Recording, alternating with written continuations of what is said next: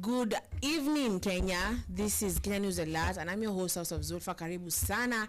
Leo ikiwa ni tarehe 14 ya mwezi wa kwanza wa mwaka wa 2025.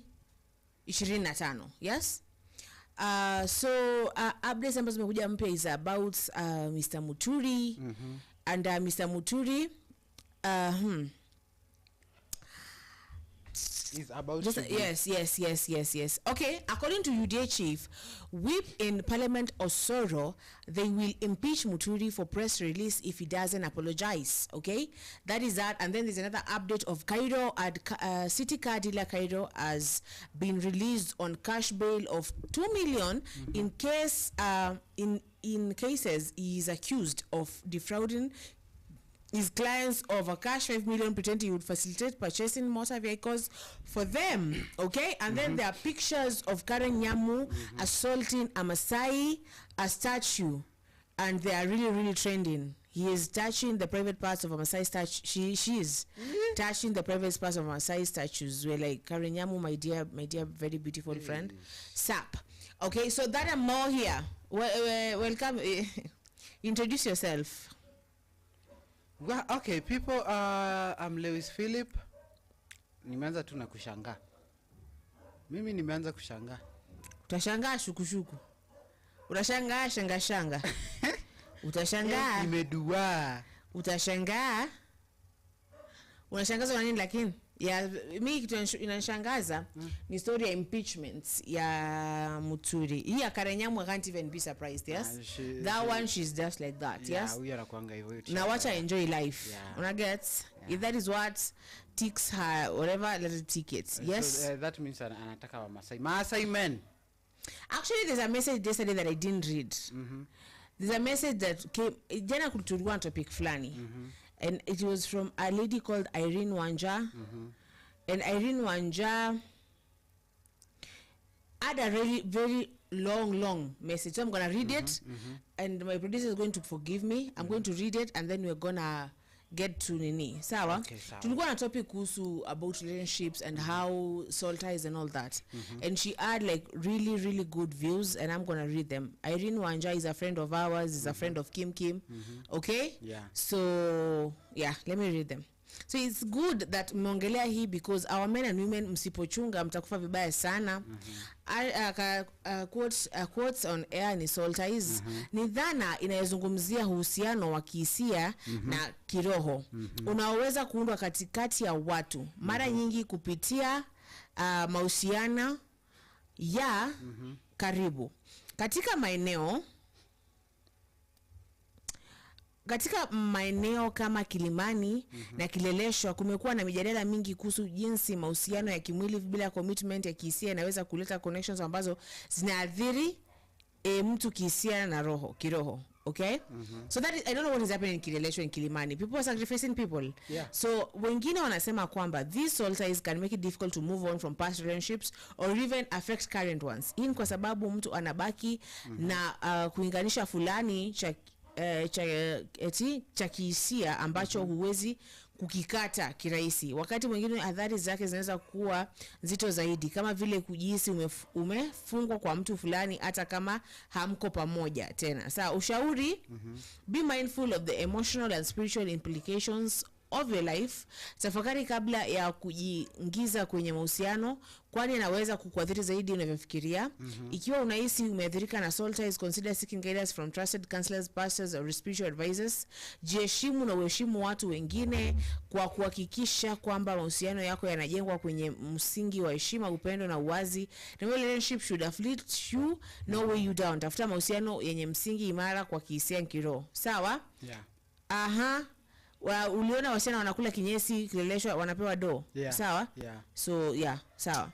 So that is Irene Wanja. That is Irene Wanja, a very close friend. She has become a very close friend, yes, to me. Lakini why are people really that desperate for money? Let me tell you, that's why unapata like our women reps, they are sitting there, they are hearing people being insulted, and they're still, they're just there because they're being given money. Money as people People are being controlled by money. And that should not be our way of life these days. Make sure you update me. That should not be the Yes? way of Yes. yeah. That should not be the way of life. It should. Let me tell you, it's really kama saa history ya kusikia TCS Justin Muturi and I get impeached. He will get impeached if he doesn't apologize.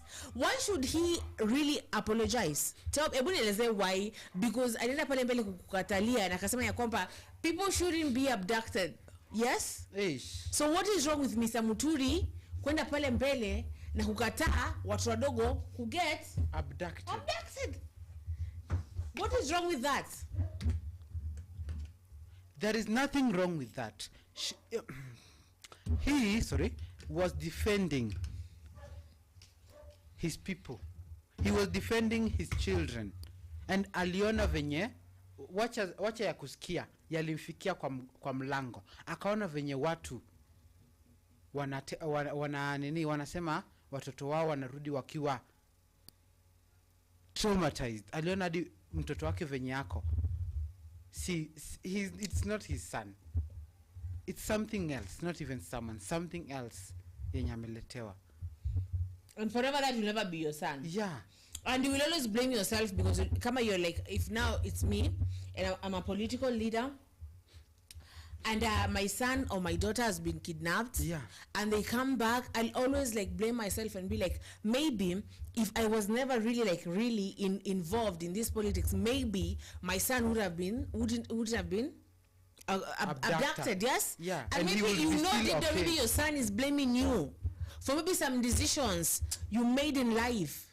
Oh God. Kwani saa Kenya imekuwa na whenever you speak the truth, this person spoke the truth, so you shouldn't speak the truth, kwani? Hey.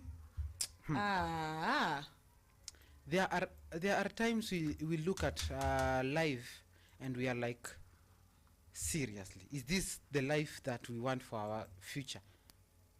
Is this the life we want for our kids? No, this is not the life we want to live. This is not the legacy we want to have. These are not the kind of curses we need our children to go through. No, hapana. Machozi ya mama, hiyo si kitu ya kuchezewa. And abducting someone's children, making their parents cry, that is placing a curse on yourselves. So to the abductors, please, wacheni.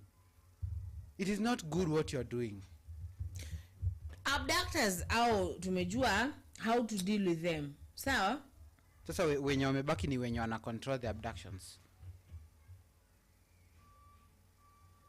It is not good. Amfanyia watoto wa wenyewe vizuri. Abduction, let me tell you something, yes? Abductions, yeah. We've known that hata kubali uchukuliwe hapa. But now the issue is, how come that now inabaki that when someone criticizes the government and defends the people of Kenya, now they are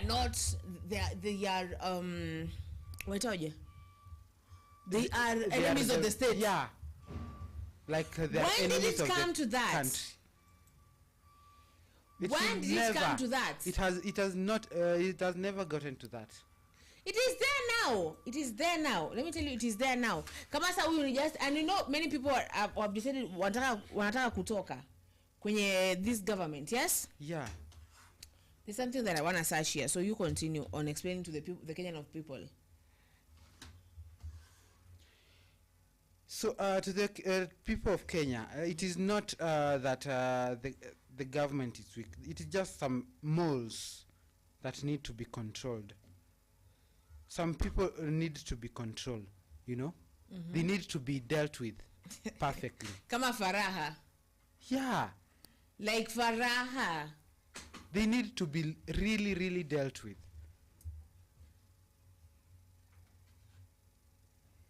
Because Kimki umecheka mapenzi. Mbona unacheka mapenzi? Huh? That is actually Irene. Irene is the one who sent me that message yesterday, and I think that is really true. Yeah. Okay. Yeah. So so let me check some of these comments. Yes. And one is from our dear viewer Kim anasema who will deal with them? They are in government. Maybe we should deal with them. Maybe we should do what Pakistani people did. Is it Pakistani people that went to their prime minister's place? Yeah, they became wenyeji. They were even watching TV. Yeah. They were even watching the TV. Kwani si I thought the Gen Z people were going to parliament. What happened? Si walienda parliament. Mali wao kufika. No, si parliament. They were going to go to State House. State House was covered. That's when the greetings began. Yeah. The greetings between Nani. It was filled with wait and Nani. Acha nikuambie one thing, my dear. My dear brother, the person that I love. Sindio? Yeah, and the person who loves you back 1,000,000 times. You know, I usually say that if you love me, I'm good. Yeah. Sawa, and I know you do. Yeah. So, let me tell you something. Kuna mtu in fact, kuna mtu ameniambia hivi tu. Ameniambia Kenya inakuwa crime scene. And it's true. It's true. It's true. Let me tell you, because kama yule baba, I'm sorry I wanted to call it baba, is like our dad, yes? He stood there, you know, because people are like, see your son, and I asked someone, they told me that son had been kidnapped kitambo, but maybe alika akaona the pain in the father's eyes of these people, and he was like, you know what, I'm gonna talk. Yes, I'm gonna call a press conference and I'm gonna address this issue as a father, because I've seen another father cry, because I'm seeing other fathers cry. Let me speak up. Sawa, let me speak up and condemn this thing. And even I'm sure the wife played a part in, like, you know. Enda ubonge mjamaa. Enda uambie watu that our son too was killed. Because I didn't know. Actually, I didn't know. Yeah. You know, I didn't know. And maybe that is very arrogant and ignorant of me, but I didn't know that his son was abducted. Yes? And now, so this man stands up and he speaks up for the Kenyan people. So he is telling this, it's like he's telling us Kenyan people, kama mi mwenyewe, as his son, as CS, yes, and my son is getting abducted. This government then Kenya is not a safe space right now. Yeah. So he's like, anajitoa muhanga. Na sasa, like the thing with these people that I'm really getting frustrated. What is the meaning of I used to read about these bodies when I was in high school and primary school. So IGAD was for what? And Commerce is for business. Yeah. IGAD and something and all those. We are not in them. Are we in them? Are we in them? And UN is not UN. It's what UN our ECV too. Karibu is not UN seeing this. Because my English is like guy. Hey, this person, kuna mtu anasema mbele ya watu, anatusi watu, anasema ya kwamba mimi anatusi watu na mama zao. Yes. Kuna mtu anasema pale mbele yetu, anasema I would have killed 5,000 youth. Those are the leaders of exercising their democratic rights. So when Kim says, who will deal with them? They're in the government. They are the government. But maybe now the government should change. Maybe now they shouldn't be the government now. If by any chance Kenyan government could turn like the American government. Do you know the American government deals with even presidents? Yes. Yeah. Okay. Peter anasema good afternoon guys. Good afternoon. I took fine. When I see you, I smile, Peter. When I see you, I'm like, yeah. Sawa? So, these people are the government. Yeah. But are they going to be in the government forever? No. They are not, yes? No. They're not going to be the government forever.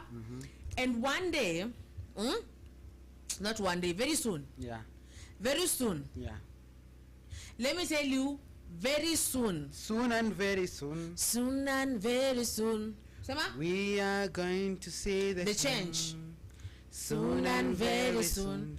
We are going to see the change. What?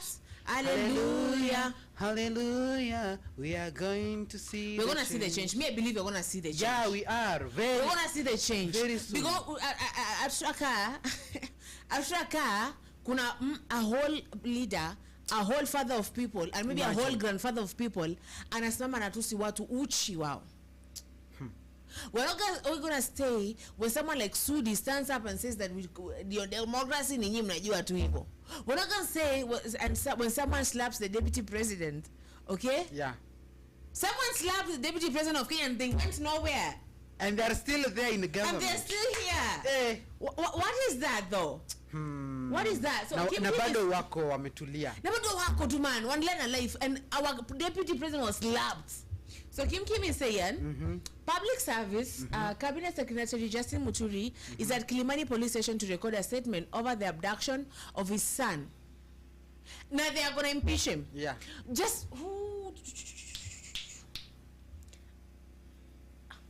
Askia, Peter has a good song, but mtashikwa na piracy. Is it true? No. No. We have changed it. We have not just said the exact yeah, words. We are not using that word. And we are not even recording. Yeah. Hey. So Kim says Agriculture CS nominee Mutahi Kagwe reveals his net worth at cash 842 million. Jamani watu wako na assets huku nje. Hey. 840. Zulfa? What is that? Zulfa, me and you combined because you know you're my guy. The only thing we're thinking is when Peter told us that ndege ni 200k. We were going to buy that one. Yeah, tungenunua kwanza. Hadi tungeendea kesho. Tungeendea leo. Shopping ya nini? Kumbe ni 200 million. Hey, 842. People have that money. How many people are we in Kenya right now? Is it 50 million? So akiamua kutupia of which itaribu economy ya Kenya. But akiamua kusema kila mtu wacha niwape 10,000. Kisha tunaomoka. Mimi yenye huwa inani nice ni the president, Mr. Ruto, one of the richest men in the world. Nani kuna 3 billion atumi? Ruto, have mercy on us. You know, us people hey. Tugawie tu 9 billion ya kazi gani yote. Si kuja tu nigawie mimi unielewi somoka tu siku moja. Walai. Ingia ndege. You know there's this thing, yes? Una just ingia ndege. Nazionanga kwa TV. Producer zima camera. Zima camera na mic. Nazionanga kwa TV. I will pay for you when we go to Zanzibar. Yes, we will. If we will not be abducted. No, we won't be abducted. Someone told us if we get abducted, atatukujia. Yeah, atatukujia. So, yeah. So Public Service Cabinet Secretary Justin Muturi is at Kilimani Police Station to record a statement. Let us start there. Yes? Yeah. Ako Kilimani sai. Yani kumekuwa kubaya. I like it that they are I like it that kidogo, yes, they are, you know, these CS people used to think they are untouchable. Yeah. Skiza vizuri kakangu. Yeah. They used to think they are untouchable. Invincible. And now they're getting humbled. I like that for them. I like that, but I don't like that their people getting abducted. Yeah. I like it that pia wao watitoa message watitiwa. I like that, but I don't like that they're going through that pain. Sawa? Wameambodiwa is good. I think this is how it was. Ni CS, ndio? Wake alabductiwa kitambo na akaachiliwa. And he didn't speak about it then. Yeah, because he was compensated, chummed, apologized. Yes. Ikafunikwa hivi. Ayo unasikia aibu. Okay, Pastor Nganga commander said he is going for mood comment. Hey, let me tell you. I don't know if you've seen that video of Pastor Nganga talking about that. Yeah. Hey, that man. That was like a man preach. Kabisa. Preach. He called out. Do you know there was also time nikiwa tao nilienda nikaingia hiyo church yake. Yes? Si pale si wewe nilikuwa it's pale katikati. Yeah, pale nina evangelist. I used to think when I used to see him on TV, I used to think it's somewhere different. Maana sasa kitu kuna downstairs na kama kuna go down hapo. Maybe but inakuanga tu ni venye iko na maana. Hakuna neno tower. It was to be built there. Yeah. And what happened? It was denied. I think. So there's no neno tower. I used to think there's a tower somewhere. I used to think that it could have first floor, second floor, and I used to hear it is first floor kuna ngombe. I used to hear things. First floor. Yeah. So as we are saying, yes, I like that these people are getting humbled and they know they can be touched, because they used to think that they are invincible, and now they are not. But I don't want them to go through the pain of losing their sons or their daughters. That one is just so inhumane. Yes. Yeah, inhuman. And right now, sasa imagine mjamaa kuna pressure, mtoto wake alikuwa abducted, ameamka amesimama. You know, it's like now when you speak the truth in Kenya, you're just an enemy. Yeah, you become an enemy of the state. You get phone calls and all that. Kenya kuna snipers. Wako? Yes, I know one from much. There was one who died, Mutesia. It was a sniper. It was a sniper. Like I heard that one day Moi came to his place and they wanted to prove how much of a sniper, how good he was, and he took something na kekelea juu ya kichwa bibi yake, because I cannot shoot my own wife, and he shot that like and bibi yake just was there confident, just smiling at her husband. Yeah.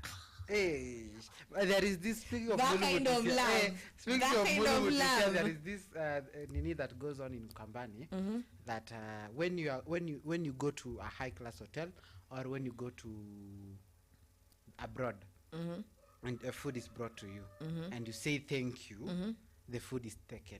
So Mulu Mutisia was saying that when he went there, he used to say thank you. And the food was being taken. He stayed for 2 days without eating until he called for somebody who would translate what is going on the table from Kenya. So somebody went, and before he, when the food was brought, before he could say thank you, the person told him, do not wait, eat first and then thank later. Okay, so Kim is saying, kwanza kijana wake alikuwa abducted while Justin Muturi was an attorney general, meaning he was a member of the Security Council. Think of an ordinary Kenyan. What? What? Like, hey, you're part of the thing that you don't know what is going on kwa ground. Oh God, have mercy. Kwani what's happening huko, you guys? And Peter is saying that CS Muturi talk about his son abduction in a cabinet meeting, but no action was taken. It was to show them he respects the law, not IG, Murkomen, and DCI. He wants to show them that he respects the law, not IG. Yani, I like that you guys are getting humble. I get that you guys are getting humble, and mnaoneshwa asi kama kitambo venye mngepata. Unajua, if it couldn't have happened to this guy's son, yes? Yeah. Angekuwa anaongea kweli? Angezungumzia hata. Unajua since angezungumzia, it is true. Angezungumzia? Hapana. Angekuwa amenyamaza. Since Muturi became left the initwaje being CG. CJ. I don't remember. Chief Justice. Yeah, I don't remember hearing his name again. But he's a CS now. Yeah, saizi after hiyo nini ndio ameanza kuvuma tena. They took his son for those days. They tortured his son. Ni 15 days ama? I don't know why they love 15 days though. It's okola kitengela chukua for 32 days. 32 of being tortured, of being beaten every day. Unaambia mtatuambia mmetoa pesa wapi? Ni unasa kina Kibet now, they were entered on their SIM2s, on their boots. Okay. Yani, so even the son was too, we don't know. And then you ask me how people are turning gay. But then who is this IG person? You know, IG Murkomen are not respecting the law. Murkomen was Oh dear.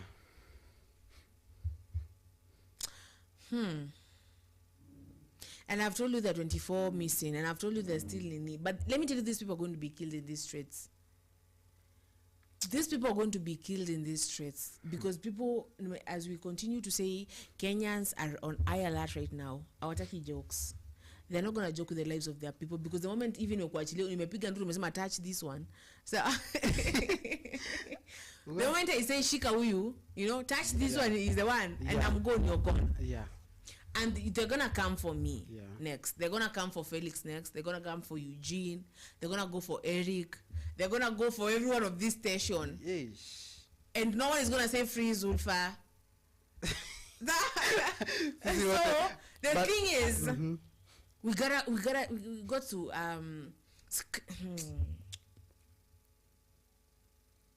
me aki Kenyans are quite complicated state now. And the thing that really scares me is how they don't care. It's how their lives are going on. Whether you're saying people have been abducted, kama sa unasikia uleshoi huyo. Nileshoi ama ni munani? That lady. Yeah. Sholei etileshoi. Sholei. Gladys Boss Sholei. Mwenye alikuwa tu hapo watu wakitu. That lady, I used to love that lady. Sana. I used to see how her wigs are so beautiful. And how she's so black and how beautiful. She was and now I look at her and I'm like, I'm disappointed in you. I'm so disappointed in you. How dare you?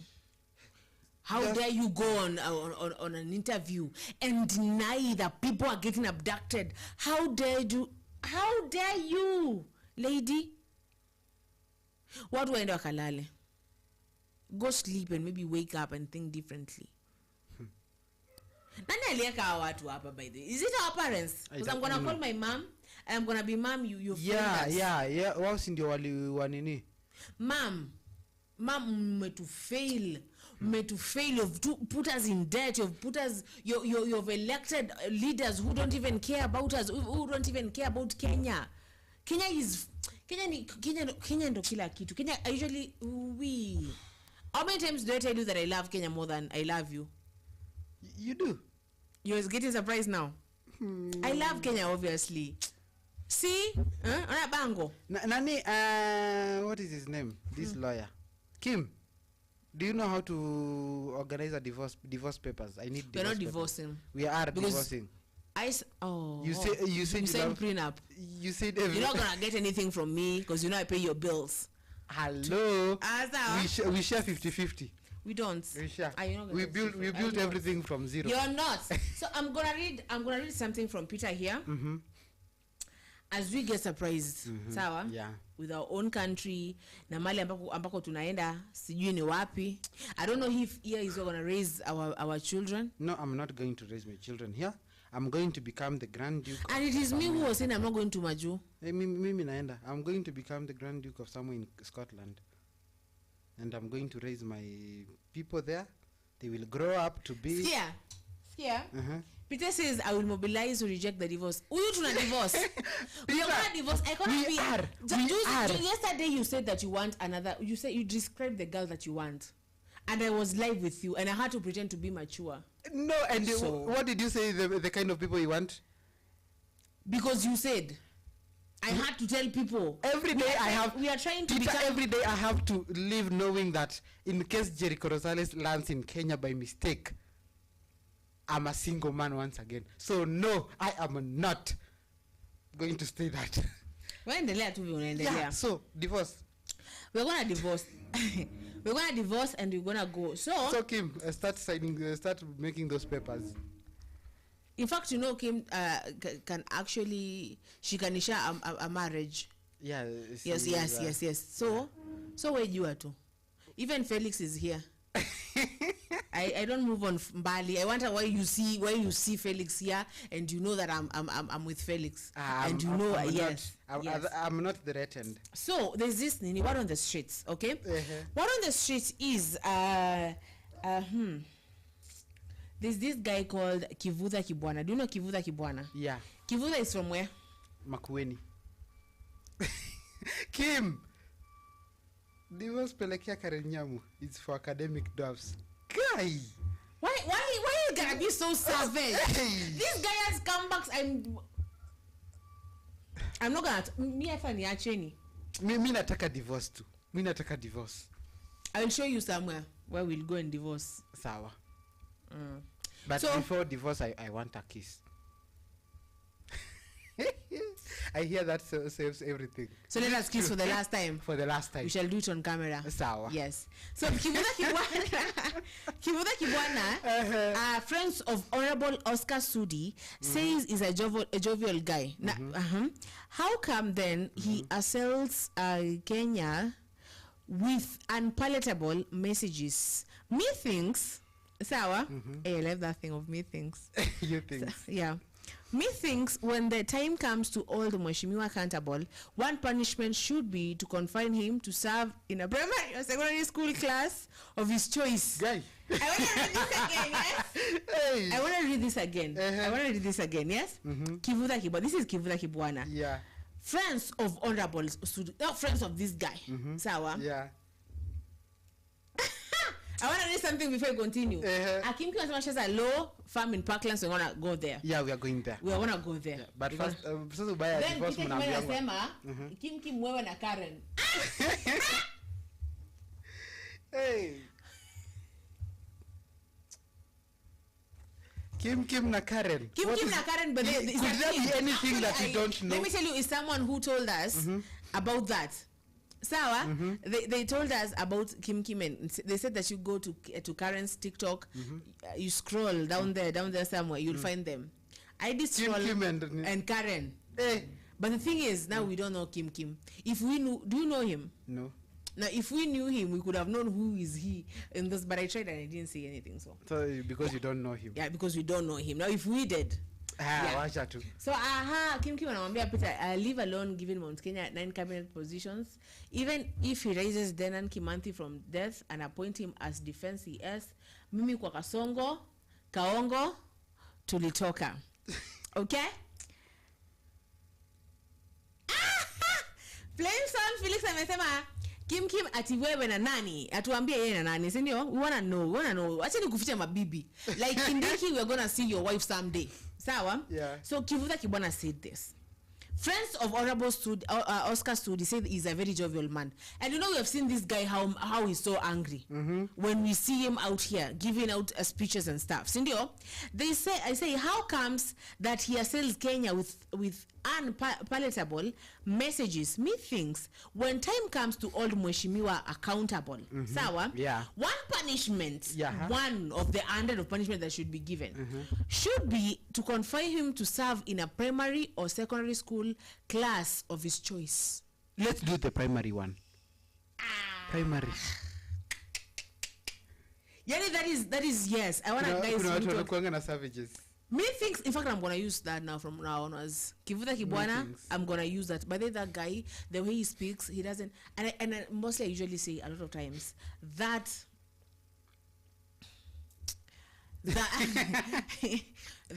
I usually say that intelligence haipimiwi na vitabu. Okay, my grandmother was a high school teacher. Let me go to someone higher than I'm gonna say my ancestors. Okay, so my intellectual capacity. Yeah, they didn't go to school, but they were people who could talk in front of people. They could speak English. Yes. So what's up with our leaders saying they educated mtu anasimama mbele ya mamia ya watu na anatusi? In fact, that one I'll be preaching. Yes? Hapa inabaki ati but it is unfair. Lewis anasema Peter and Kimani and Kim Kim amekufia Karen chini ya maji. I think that's true. Yeah. That's true. By the way, akuja tu mbele atuambie. Confess. Tokea. Kim, tokea. Tokea useme I like Karen Nyamu. Yeah. What will we do? Who are we? Hatutakumeza. Yes. And we see Peter Kimani says Kim true. But I'm dead sana. And then there's Peter Kimani asema Lewis true. Kim amefikiwa tena gusa yeye kama mturi. Yay, we guzad him. Let me tell you, we guzad Kim the other day. Yeah. The other day when we were here smashing Karen, and we didn't know they are friends until someone came. Her name is Sharon, and she was like, you know what, you're guzaing Karen, and Karen is Kim's girl. Yeah. Hey. And we are like, oh God. And Kim disappeared for some time. Kim, yeah. I'm here. You know I support you. You know we niambie what to say, niambie what to do. I will defend you. I will defend you kabisa. Kabisa. So Kivuta Kibwana amemwambia yule mkaka. Amesema if we have to punish Mr. Sudi, it's gonna be that way. Yeah. It's gonna be like apelekwe shule kwanza asome, apelekwe kwanza elewe. Okay? So that's the thing now. That's what I'm gonna do. Wow.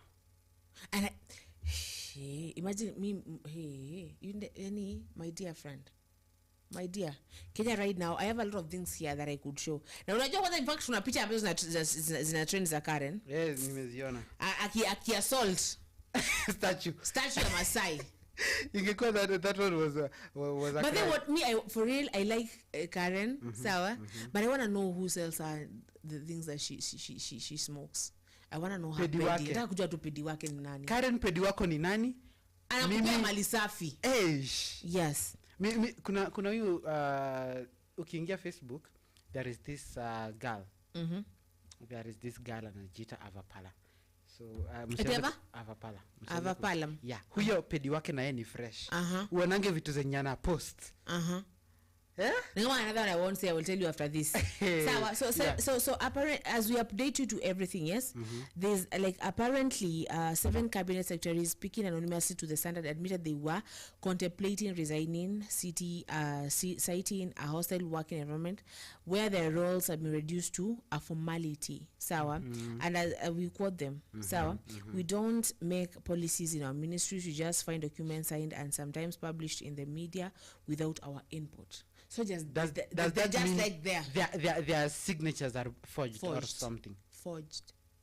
Government hapa akimi government mi atuna Ooh.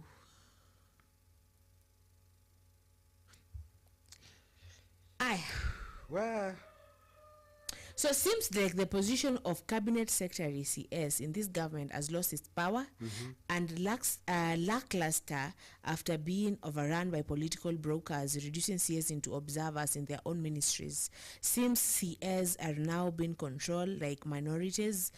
This is the trap parliament had found in itself. We must redeem our institutions. We must redeem. Okay, so hebu sikia venye ameambiwa. Yeah. Peter Kimki ndo ameanza.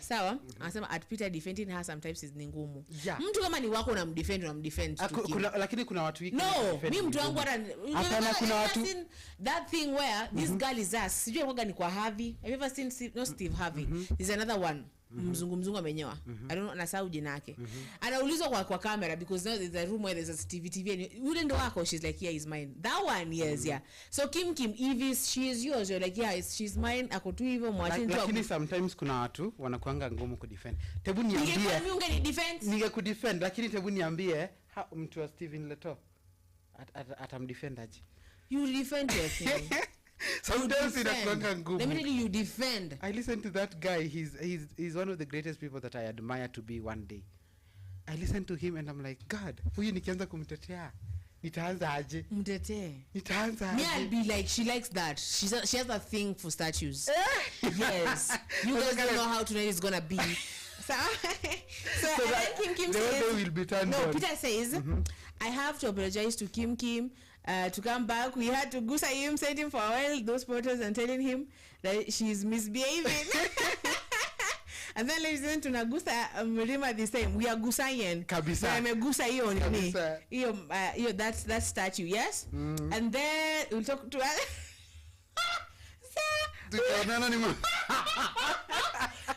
You people.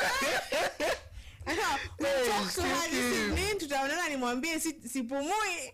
But then let me tell you.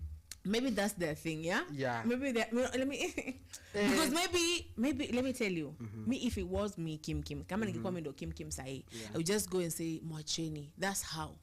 You guys mimi ndawaambia kesho how it was. Because she likes that thing. She likes it that way. So let me ask you something as we continue na hii story ya Kim na wifi yake. Sawa? What are we going to do about Kenya right now? What are we going to do about Kenya huu wakati ambao, okay, when you speak the truth you become the enemy of the state. When you speak the truth you're taken in front of umati to somewhere we don't know. When you bring those matters here, like Gachagua, you know, Gachagua has been fighting for us, and the moment they see that Gachagua is fighting for everything, sawa, they turn it to like to tarnish his reputation. Yeah. They are sending young people to go and throw tear gas at him. You know? Yeah. So what do we do? Because yes, we are laughing at Karen Nyamu and Kim's relationship, but at the same time, we are crying for Kenya. So tell me, what do you think about that? Okay. We come to where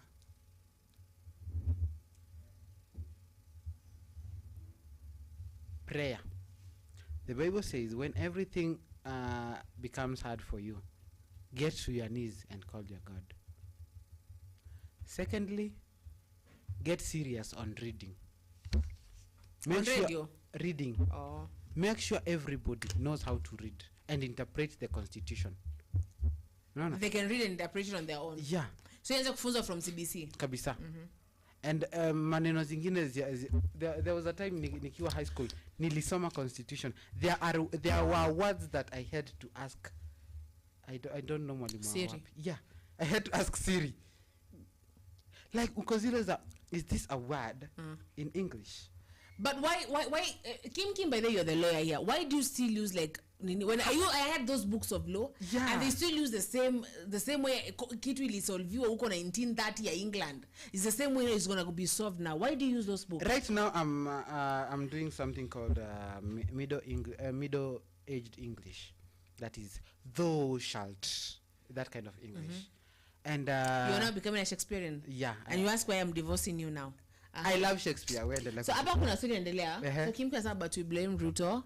If those are the kind of people he nominated, he talks more of him. But it is true. By the way, kama those are the people that you trust, our dear president, if those are the people that unacheka wakitusi wa mama, if those are the people who are coming and telling you that no one is being abducted, that people are abducting themselves, and those are the people who are like advising you, I don't know what we are doing, okay? Then Prince anamwambia Nyamu is a good woman. She have akatuma to love emoji pale. You know, Felix amemkufa yule. What do you say when you say good inner beauty? That girl has like the best shape ever. Kabisa. Yes, she's really beautiful. Ukisema good inner beauty unamaanisha nini, Felix? Hebu sema. Then Kim akamwambia fine wine. Fine wine.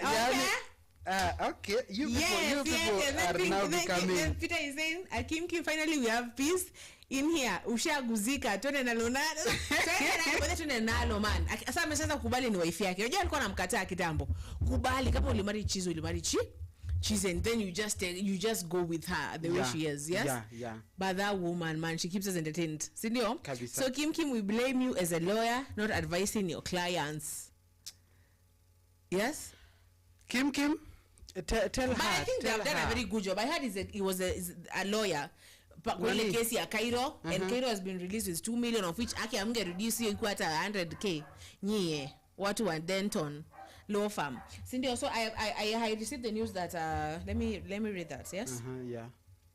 That a car dealer, city car dealer, Caliph Cairo has been released on cash bail 2 million in cases he is accused of defrauding his clients over 5 million, pretending he would facilitate purchasing vehicles for them. 5 million. 5 million, like 1, 2, 3, 4, 5. Yes, our entire net worth. Wow. Our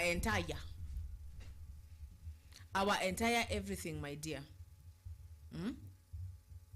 So tell me, my dear. Both of us combined. But yes, that's what I'm saying. Both of us combined niyo ndo pesa yetu yote. So when you divorce, unajua nyingi ziko ile shamba ya nini ya tobacco. Si we divide too. Ama we just like stay together and just make it an open marriage. I am not. With me knowing that Jericho Rosales akikuja Kenya, mimi nakuwa single man. No, thank you. I know he's coming for me.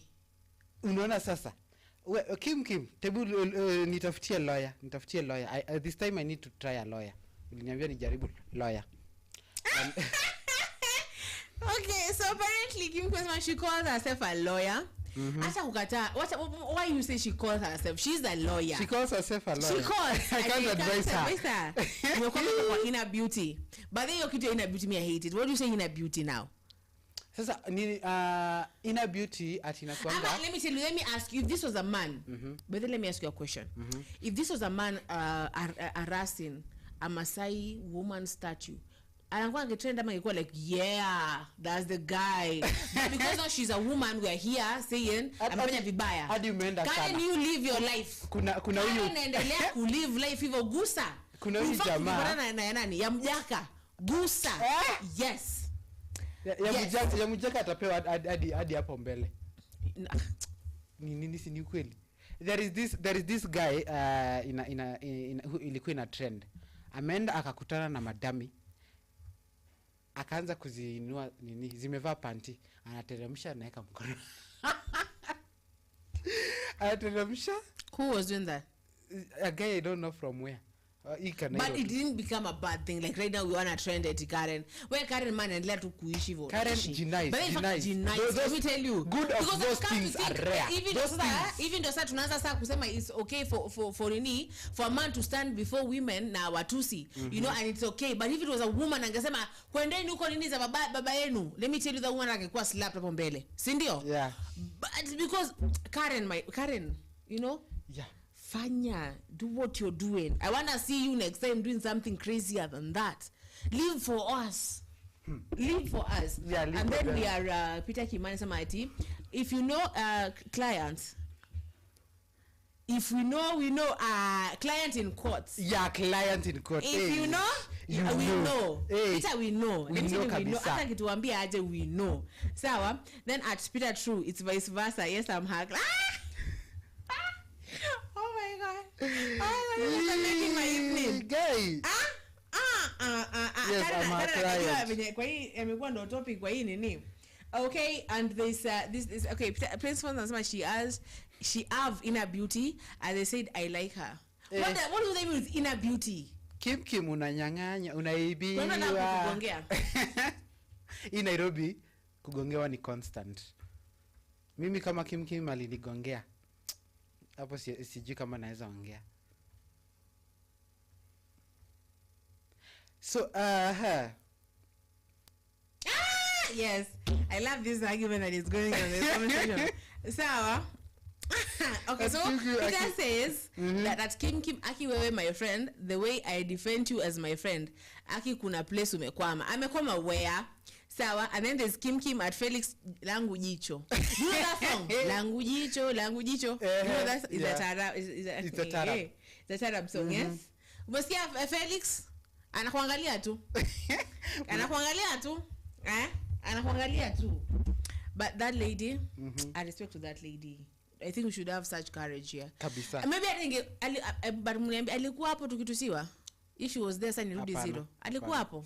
I want to know, was she there? No, she wasn't. Na venye namdefend ni kama mimi si yuko huko. Mimi niko na Zulfa hapa. No, the moment I liked her is the moment that kidogo we talked about the way she had said that the youth should be abducted. No, should be arrested. Yeah. And she retracted that. That seems that she's a person that like she's a person mwenye akijua makosa yake anajua kuri. Unajua kuna yule mtu atakuwa like kaende, you know, and all that ego. Yeah. So if like, she can rudisha herself, I retract something she said that is good. And then there's a team.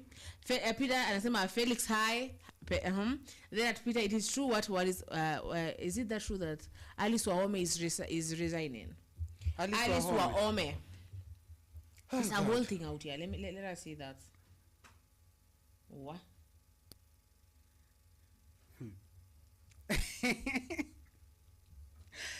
Yeah. The conversation has turned. No, this is definitely one thing with Kim, yes? I like how he knows how to turn these things, yes? So instead of kupigania Karen, kujeni wape Zulfa. Are you serious? Why you always selling me? Hata tuja divorce and you're selling me. We have not even finalized the papers. We are in the moment. So you're selling me to these people here. At least in good hands. People I know that you will utakuna lilia wapi in Dubai. Yeah. You think so I cannot go cry on my own on Dubai? Lazima nipelekwe Dubai. Sasa ukicry on your own, you should not spend on your own. Have you ever spend on your own? Nikiwa na wewe. No. So tulia. I need to make sure. But don't sell me on public. Now just sell me differently. Don't try and sell me that way. These people ndio wako sawa. So there are rumors actually about that Alice Waome resigning. Sawa? Yeah. There's something I'm searching here. So okay. You continue, but do not sell me. I am. Unless you promise me something. I promise you what? I'll tell you after here. People, okay, back to Nani. Today, we have seen Ruto's nominees.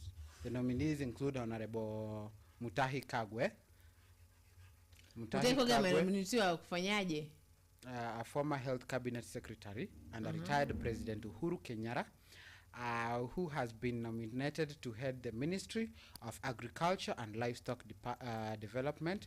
Former Kiambu Governor William Kambogo has been designated for the Ministry of Information, Communications and Digital Economy, while former Nakuru Governor Lee Kinyanjui has been proposed to lead the Ministry of Investments, Trade and Industry.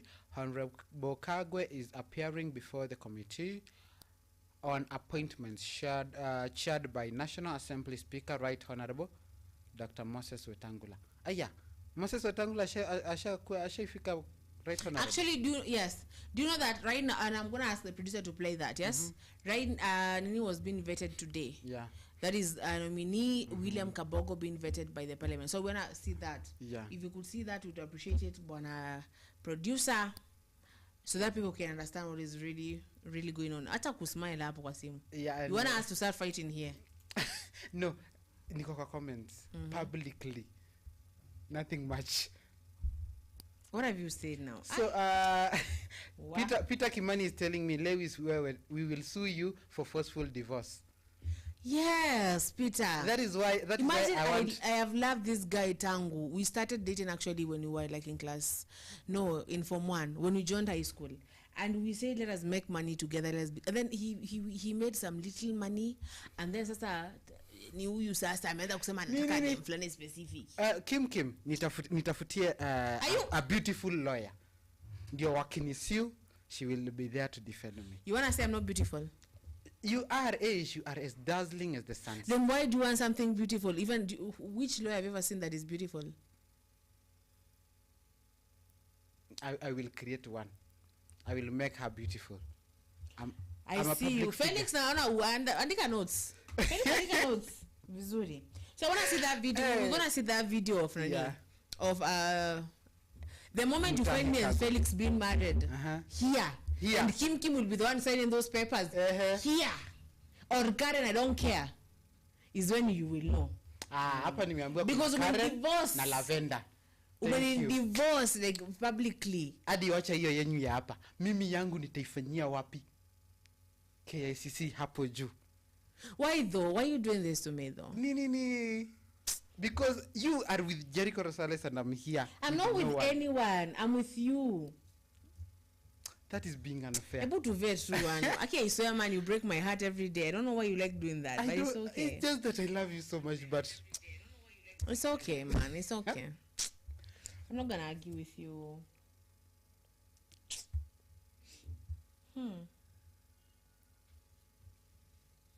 My producer.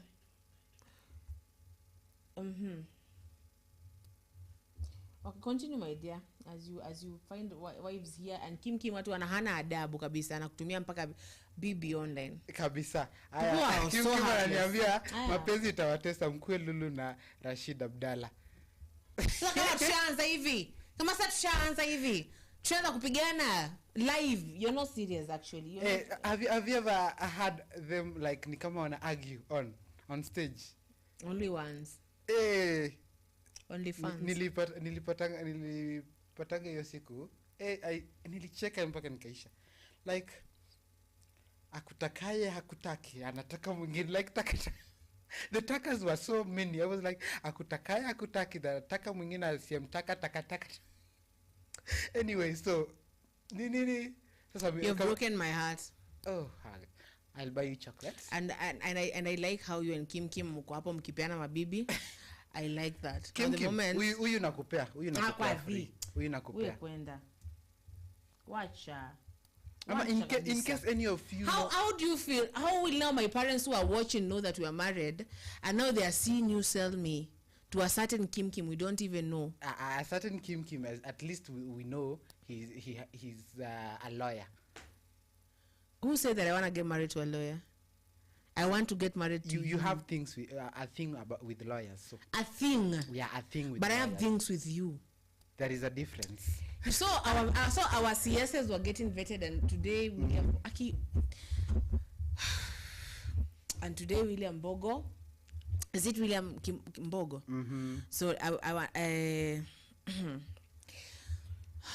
We're gonna call our any producer atucheze hiyo video and let us see, and then as we're gonna see about Alice Wahome. That is the information that I'm waiting for right now to know if she's gonna resign.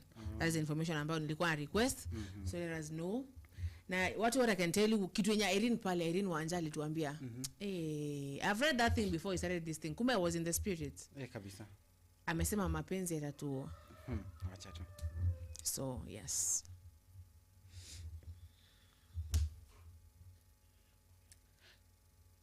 So okay, nani hapa there is this Peter Kimani anasema we walk naked like an MCA who walked to police station naked. What? Why were they walking naked? So they want to walk naked because we are divorcing. You people, you should be serious. Kim anasema bibi yangu akipita hapa sijui nitahome wapi jioni. Peter, ujue utanitetea. I love the way you're laughing here. As Kim, you should be asking yourself the same question. Oh God. As Kim, you should be asking yourself the same question. One thing I know is that I live in a mansion, so you're not gonna go to the east. There is an east wing and a west wing. No, you don't. You just don't do that on public, and then expect for you to walk with me anywhere. You're dreaming. I will get a hired car. I will hire a car. Just know. Just know kidogo I'm related to the mountain people. You know how we deal with these things, yes? And I hope you know I'm related to the Kamba people. What are they gonna do? Don't worry. Okay. So what do you think about huyu Mutei Kagwe? You know, it's the person mwenye alikuwaga amekuwa wakati wa corona. And you see how he preached about corona. That guy preached about corona, ungedhani ni kama corona is ni yeye anatengeneza hii dawa ya corona. Yes? Yeah, and now ameregeshwa sababu people were saying ameregeshwa sababu there's this vaccine ya ng'ombe ambayo people were being forced to take that vaccine to vaccinate their cows. And people, okay, it is there. A curriculum that will be used in TVETs, used in the constituency hubs and in the ward hubs as training centers for Kenyans to acquire the necessary skill as one of the pillars in the master plan for ICT and digital economy, and then use the young innovators, the young Gen Zs and others to be able to start their own small hubs where every corner of the country a Gen Z will be involved in digital enterprise for their own good. So that's my take. There was a question from Shuria about the CA tax compliance. I'm not sure exactly what that was. If I can get yeah. I'm not sure exactly, Speaker, how. He is left.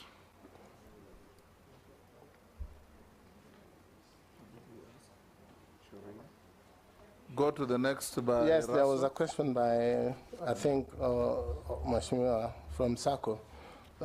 Problem of cyberbullying and attacks. Especially the threat on the 20,000 services on e-citizen. Again, Mr. Speaker, this is the issue of control and regulations of what, so that we can create firewalls and things like that stop interference and hacking of government services.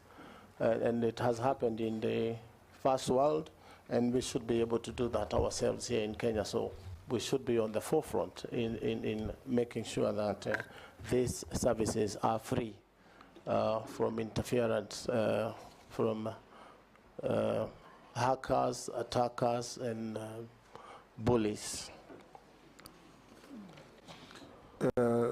Rahab, you'll pass. Mishi? Thank you, Honorable Chairman. Honorable Chairman, much of the vital questions have already been asked, but I'll just ask a few of them. My first question is on the internet outage by service providers, which often disrupt businesses, education, and access to critical services, leading to significant consumer losses.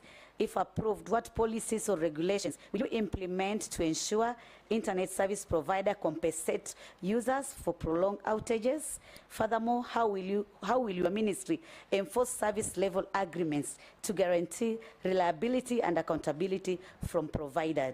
My second question, our constitution envisage right to information, and as Parliamentary Service Commission, being one of the commissioners, we have a dream of ensuring that Kenyans can follow live proceeding in our parliament, both the houses, that both in the chamber and also in our committee meeting. We have tried, but we have limited resources. Do you think there is a room for collaboration between your ministry and Parliamentary Service Commission to ensure that we actualize this dream? And my last question is to appreciate and consider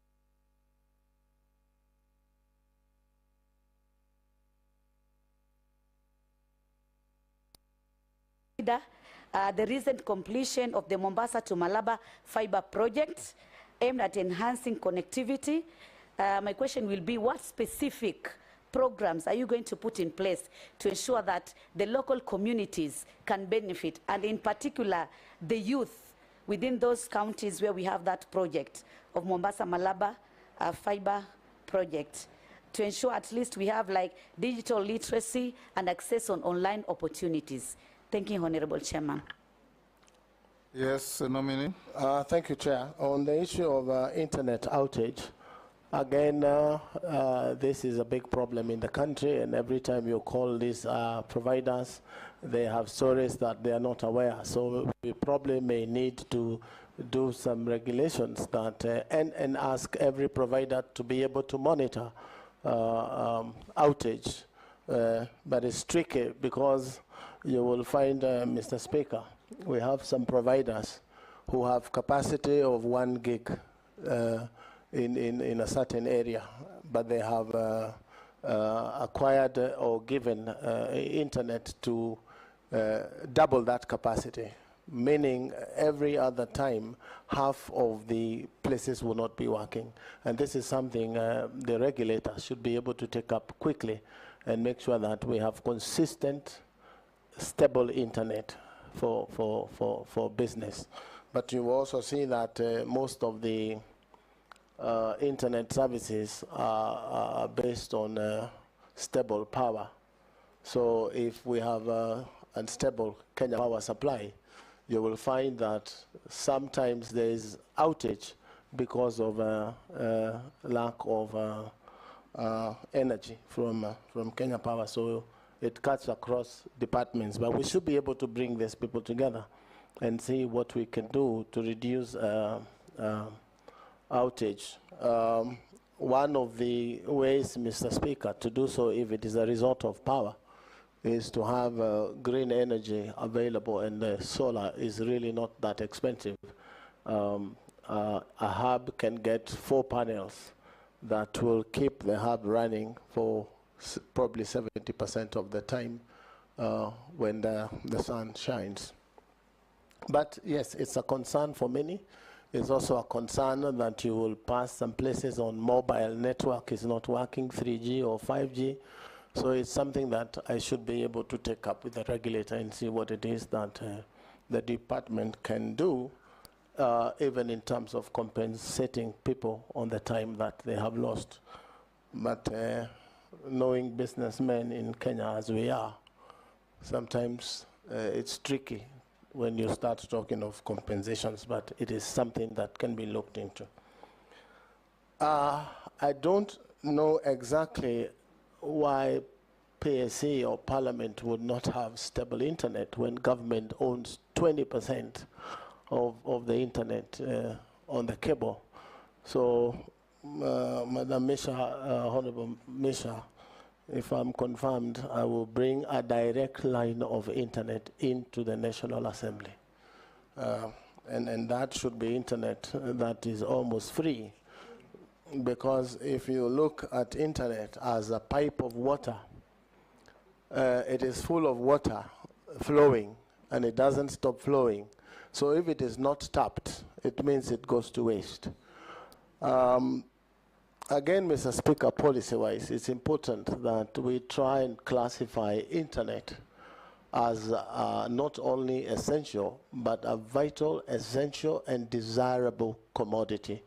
You will find that water is a utility, power is a utility. I would want to drive the ministry, if I'm confirmed, Mr. Speaker, to classify internet as a vital, essential, and desirable utility, so that the issues of way leave, etc., and the fees that are charged by counties become a thing of the past, so that we can move internet to the whole republic and people enjoy high-speed internet. You will find that even things like hotspots that were put by government, most of them are not working because they were put, internet connected, the switches were put, the extenders were put in place, but there was no sustainability plan. And in my first few days in office, if you confirm me, is to make sure that we have an arrangement with ISPs who have services there and probably have cross-trade with what they pay in fees, and they man those public hotspots so that there is internet every corner of the republic. As the president says, every market should have internet, and that is my belief. I guess, yes, Deputy Speaker. Thank you. I just have a few questions for you, Honorable Kabogo, from the members of the public. One person has asked, how will you balance the need for regulation within the digital economy to ensure innovation and competition while protecting consumer rights and preventing monopolistic practices by major tech players? That's one question. The second one is, what plans do you have for scaling up digital literacy skills development in Kenya, particularly in our schools, universities, and local communities, to prepare them for the demands of the digital economy and workspace? Yeah. And last, X. How will you address the issue of radio and TV stations, particular vernacular stations, promoting betting and gambling, which has increasingly affected all segments of society, including here on TV. older generation? What measures will you implement to regulate such content and protect vulnerable populations and curb this negative social impact that are caused by excessive gambling? Maybe PA can he doesn't need Those to are know. questions sent in by members of the he knows public. what happens inside there. Let's take one and then more from Naisula. This is a direct question. If approved for appointment, what 5 key deliverables can the youth of Kenya expect to see from your office in the short and medium term? The guy is a performer not unless he messes Mary up. Massey, Nope, he doesn't. you have a Actually, question I from think member of the unless public? From the member of the public is saying, digital services require he's a public good trust. guy. How will the CSNOMI maintain ethical standards in the use of technology, especially in projects that involve surveillance there's an or email data about, collection? And then the second about one that, is, but he said he ICT started projects using computers have in historically 80s. faced challenges related to corruption and mismanagement.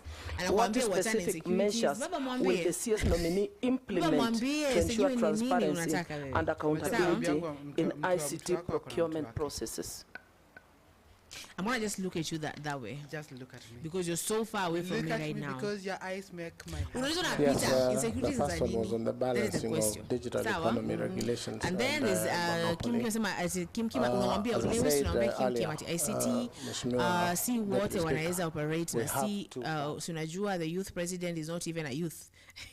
Hii Kenya aki anyway, love my country, we all do. Kenya is our first love. Yes, Kenya. Yes. Then Kim asema atupita wacha tuone kama wata deliver, but the CSs are complaining that pia gari has enough fuel, the money to service them is not yet to be allocated. Let me tell you, those people should just use their money sometimes. Like more venye Kenya mali imefika this one kweli. Acha tutumie tu ndo tupeni pesa kwenye hospitali wapate BCG. Lakini sasa baya ni hizo pesa zao si kama wanaambiwa ati ofisi zao zinatengenezwa na 11.5 billion surely. Hizo pesa kweli watakubali kutoa? Si wataona tu Kenya bado iko na pesa. Yes. Okay. Sawa. Yeah. And then House of Zulfa mkaniambia I love you so much hata kama unapenda Rosales. I don't umemkufia kubali yaishe. Then Kim anasema ati sawa, mapenzi inasumbua watu huku nje hata wajali hakuna.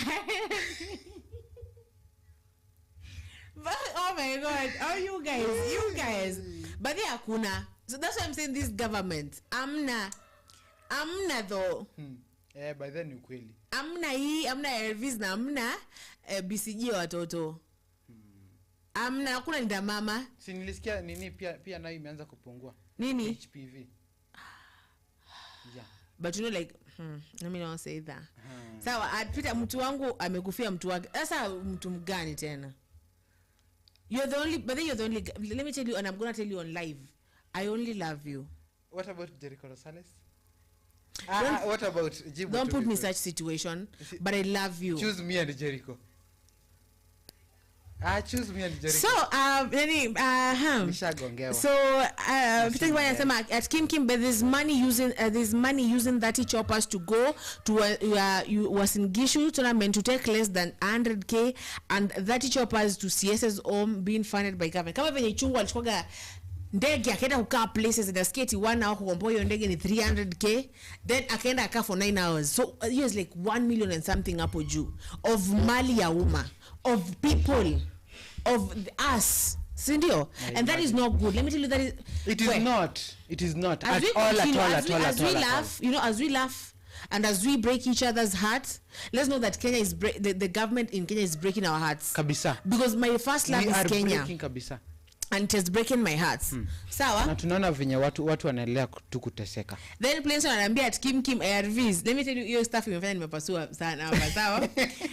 This one should be a stand-up comedian, yes? But no to assume kwa court alikuwa anafanya judge anacheka mpaka kesi inaisha. Ndio? Aya. Then at Peter Uasin Gishu in quotes, right? Yes. What's place nyingine, sindio? And then there's Peter Kimasema at Levis mtu wake ni wewe, hakuna mwingine. Mwambieni. Si mmeshaona nimesema this for so long. Ama Rosales. We've been arguing at this for so long. Acha watu hapa nje wakwambia wameobserve. These people don't even really know us, but they know that I love you. I just need a divorce. Kindly. Haya basi. Then Kimana Wambia, the swearing of CS may be tomorrow. Yeah. Sawa, we'll be waiting for that one. We'll be streaming that one. Yeah, Sawa. We'll be streaming it live. And then Lewis says, I want to be honest, she's really gorgeous. Babes. Yeah, it's true. Don't make me blush now. It's Sawa. True. Yeah. So and then at Peter Kimana says, yes, Uasin Gishu. So it is Uasin Gishu. Yeah, see Uasin Gishu. See Uasin Gishu. See Uasin Gishu is in Uasin Gishu. Yeah. Okay, yeah, the county. Serious. The county. Yeah, the county. Not the Uasin Gishu. Uasin Gishu. So yes, so we've had what that guy has spoken. Ameuliza maswali pale na akajibu. Akasema akajieleza. So babes, I would like for you to to tell the people of Kenya what do you think about hizo answers zenye Kabogo ametupea. Okay, answers za nini? Okay, according to Kambogo, amesema kila place itakuwa na wifi. That is something that I don't know. We're looking forward to. Yeah, but it was since implemented since Kingdom Come. There's a country, I don't know, is in Indonesia or where. Sawa. Have you ever been to Bali? Si nimekwambia mimi hadi ndege siji mlango wa ndege inakaa. So when Rosales took me to Bali. Unaona sasa? No, we are going to shoot a movie. Tukomenda kushoot movie. It wasn't what you're thinking. Did you kiss? Wow. So tell us about the people amesema, because wewe tukiingia hapo we shall continue. Sema kuhusu Okay, so amesema there will be solar panels. Yeah, solar and do you think that Wi-Fi. these people are just speaking just kubonga? Because at this point, let me tell you, hakuna politician ambaye atakuja aniambia ati, oh, you know what, Zulfa, I'm gonna do this. Isn't his story a jabba? This is the story that everyone tells you when they want to smash. Yeah. But the moment that they have smashed, the moment they've gotten Kenya imekuwa like, okay, come and smash. Yeah. Then now we don't see the things that they said. In fact, mimi sikusema kuhusu solars 100 kila nyumbani. Nilikuwa nasema solars 100 Kenya yote mzima. You didn't hear me really right. So I don't just to listen to this and you're like, how on earth? But I was asking, wasingishu ni watu ni kabila gani? Ukaambiwa napita Kimani Kalenjins in a house called Tugen. Oh. Yes.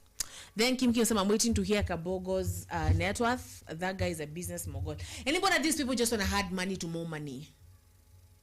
Sasa sisi wenye hatuna, sasa tebu sasa you can imagine if we divorce 2.5 million yangu, 2.5 million yako, and then ni hivyo.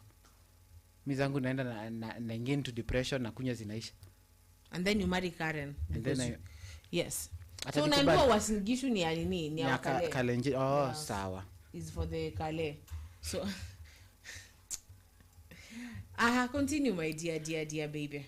So as I was saying earlier, these people, how watu wenye wanasema net worth zao to that extent. Yes. To be honest. Umesikia that? To be honest. Mutai Kagwe ako at 842 million. Yani is he married though? Yeah. He's married to who? I don't know. Okay. But I think mtoto wake ni mwenye anakuanga ameweka dread mwimbaji. His son is an artist. Tell me about the name of the artist and I'm gonna go search for them. Nilionanga siku nyingine wakiwa kwa interview wakiwa na babake mtoto wake. Sikia umeambiwa na Kim ya filing a divorce kuja hapa Dentons na 500k will sort you guys, be friendly. Sawa. What? 500k divorce quiz. Kitambo ilikuwa gani mita moja? Ati mita moja. Hadi ilikuwa imefika. Why do you want to break my heart that way though? Okay, if you choose it's me okay, instead of Jericho Rosales, we are not divorcing. But if you choose him, no. Can you imagine watu? No. Simu yake wallpaper ni Jericho Rosales. Na yeye ndio nini kwa simu yangu. Wallpaper kwa simu yangu. Sawa tu. I am not talking. Wanataka tukue statistics kama wale watu ambao kama wakina DJ Mo and Sanaipe and so Sanaipe and says it. Why do you want us to become that? So I'm going to read that comment. I put the comment ya Peter hapo chini. Gani hapo? Peter akimjibu Kim anamwambia Kabogo is almost same as 001 Joho. So Joho yake ni ngapi? Above several billions hivi. Yeah, it depends with your assets. Kama mko investments, kama huna ni free, nitakubadilishia hapo kitu. Leta hiyo. Leta hiyo. And I drop. Leta drop and then mimi nitakulipia nini? Nitakupea transport ambayo ni free wife. I'm giving free wife. Let me just mute. Please mute this mic for me. But I'm about to tell you something that I should not say here. I am giving people like Faraha. I don't want to become like Faraha, but you're tempting me now. I am giving people free wife. No. After divorce. This guy is married. Why do you want to give me to a married man? Hello, the MPs are saying that a man must marry 4 good wives, and in Kenya 1 is to 7. Ndio bibi yake ende kanimwagia acid. Tell me. There is the MPs are working on it. Ebu just where you don't want even okay. Tebu Zulfa. Let me tell you. If you don't see Lewis tomorrow, no, this is why. Sawa. People listen. Okay. So Peter said Zulfa, no divorce if there's a divorce you reject coming live from today. Let me tell you, if you don't but I'm really serious, people. If you do not see Lewis tomorrow, just know. Know, and I'm gonna read this. If you do not see me tomorrow, good morning, good afternoon, and good evening. Because you cannot do that. You cannot come here. You cannot start giving me out to like to Kim. I don't even know who Kim is. I don't know. You're giving me out to people but here. But one thing I know is that they will take care of you. I'm not giving you to just anybody. So there's this person. That person. If people see you again. If people you see me again. So there's this person is saying, I remember the last time Mandamano to no. Can you confirm kama Kim? Is this one? Can you confirm kama ni Kim nimeona wakiwa na Karen huku Kempiski? At least amuongeleshe kidogo. Kim kama kuna Karen niongeleshe. Si ati muongeleshe kidogo. I know they are talking business, nothing more. Wako wanne, can you confirm please? Niongeleshe Kim confirm kama ni wewe uko hapo na Karen, kuna mtu anawaona hapo. Right now, confirm. Mko wanne? Mko Kempisike? Yes. Confirm. Hey, Kim unafuatiliwa kaka. Kim unafuatiliwa kaka. Jifite. You know when your someone tells you, every time someone texts you, na kuona yole. Wapi? You know? Unaweza kuwa nigombeza kwa nipo. But then Peter, thank you so much. Peter, you've been really supportive. I've been with this guy, and I'm going to say I've been with this person, Tangu. Since Kingdom Go. And now, just because of minor complications, just because Kim told him that he knows Georgina, just because Kim said that he knows Karen, that's because Kim said that he knows, I don't know, a certain Lavender, iko tu sawa. Now let us go back to, as Kim confirms kama ni, that is himself, hapo Kipiske, with Karen. Hey, gotcha. As he confirms if it is himself. Yes. Namuko serious. Yes. We do not to kill me now. Okay. So, producer, please play the video. The video as we continue to listen to that. Kim, the enemy is one. See how he lingers. Right, man. I want you to give me the PhD of Kulenga story or design, man. Is it you? Is it not? In fact, you or not. I want you to send us a picture. If it is them, I will confirm if it is them. Yes? Producer, fanya mambo pale. Ndio huyu mkaka aniambia nataka aje. Watu. You see my wallpaper. As you can. Camera. Unaona wallpaper yangu. What is going on here? Wallpaper yangu. Because Kabogo didn't say that if we did, I would have stopped. Mutashanga. Because that was a crude misinformation. Every day, I see something, someone else, which is not me. Chicken. Divorce finalized. Who says, ask the nominee how he will ensure free, fair, and precise election by ensuring counting and release of results is fast and accurate, like in the US, where results for over 200 million voters is released in less than 48 hours, whereas here, we just have a less than 1/8 of the same. He's also, of course, not factually correct, because we know the case of Florida in the US. Yes, you can answer. Mr. Speaker, thank you. That is a very genuine and good question. Yes. But the ministry that probably, if you confirm me, will have very little on the issue of elections because there is a body. But as a Kenyan, Mr. Speaker, I would want a situation where I walk into a ballot room where elections are being held. I am identified digitally, I vote digitally, and my vote is counted that minute. That is a dream that every other politician who has suffered things like I have suffered on issues of elections, it will be a thing of the past, but it's a dream for many countries. Before I come to the final issues, Honorable Kabogo, as a Kenyan, and if you are confirmed, you've been repeatedly asked here about cyberbullying, pornography, and dirty material on the net that's accessed by our children. We were in Australia in October, and the Prime Minister of Australia was moving a bill, the Prime Minister himself, to curtail access to social media by under 16s because of these kind of reasons. I'm not saying you need that kind of drastic action, but from where you sit, what ideas do you have in protecting children under 16s from access to filth material that is all over?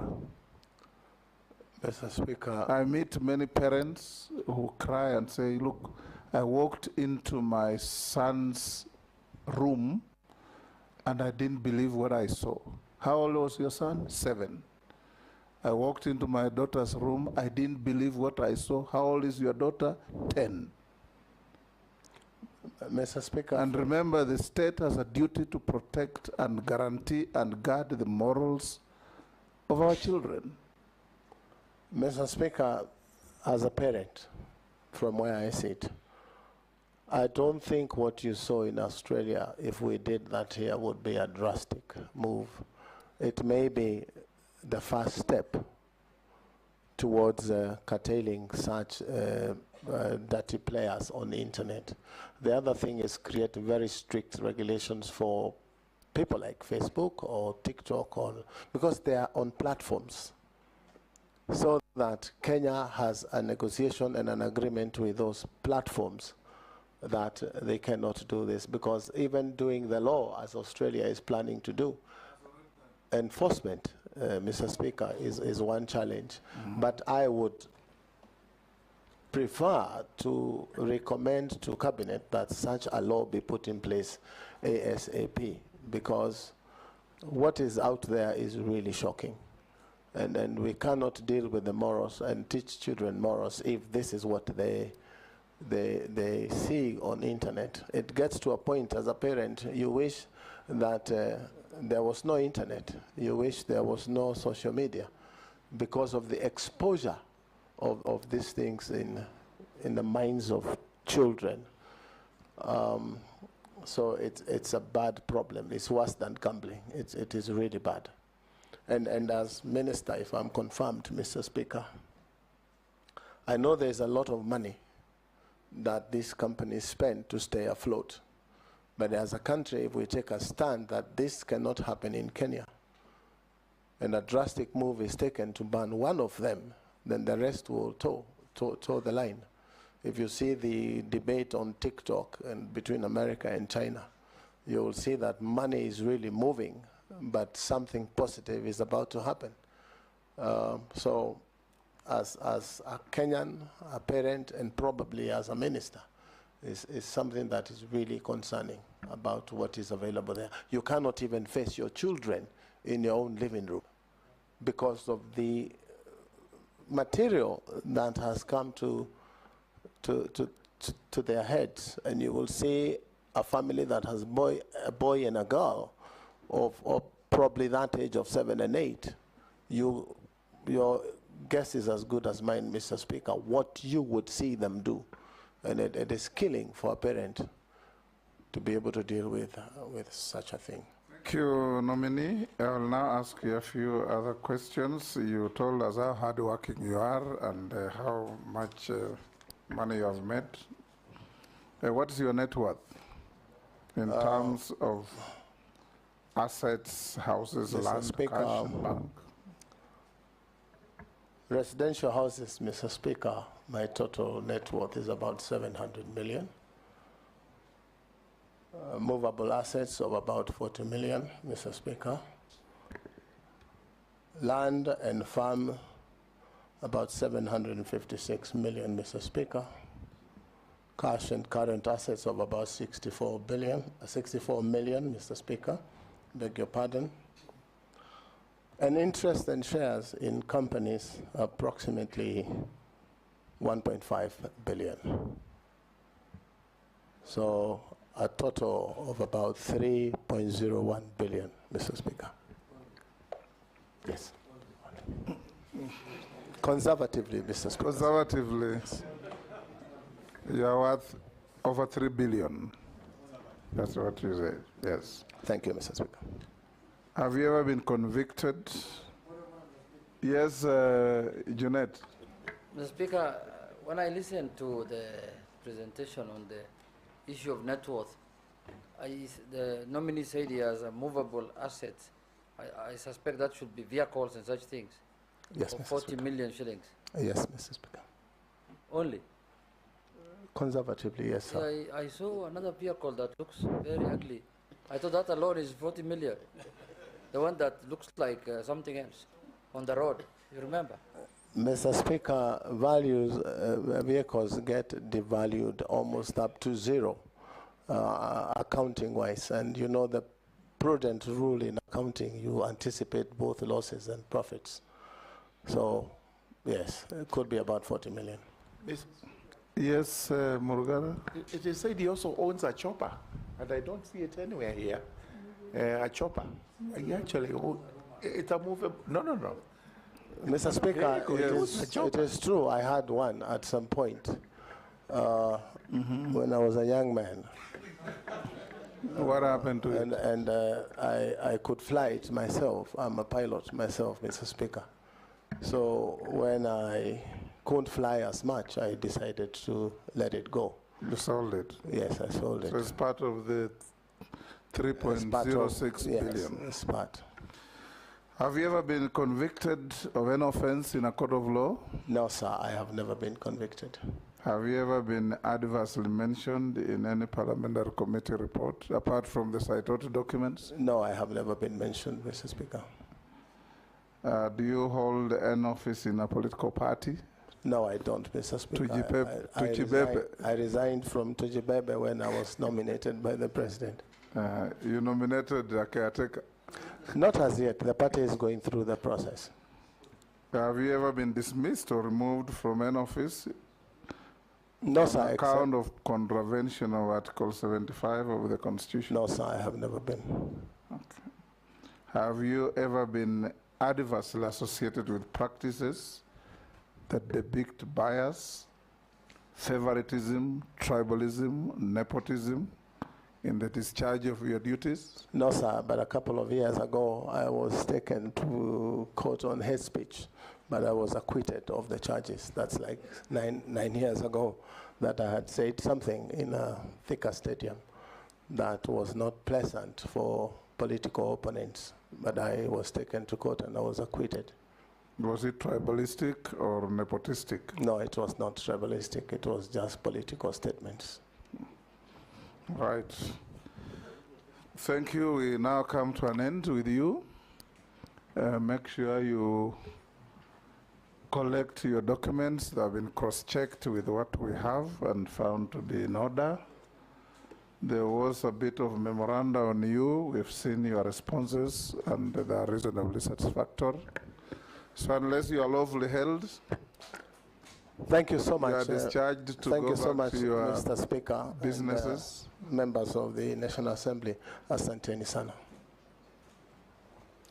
Thank you, Honorable Kabogo. Members, we'll have a 10-minute break to allow the clerk and his team to prepare for the next nominee.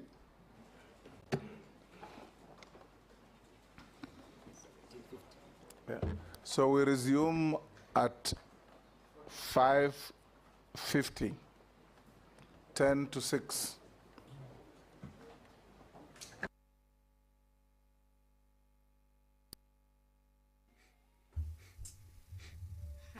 Okay, so mesikia net worth hapo.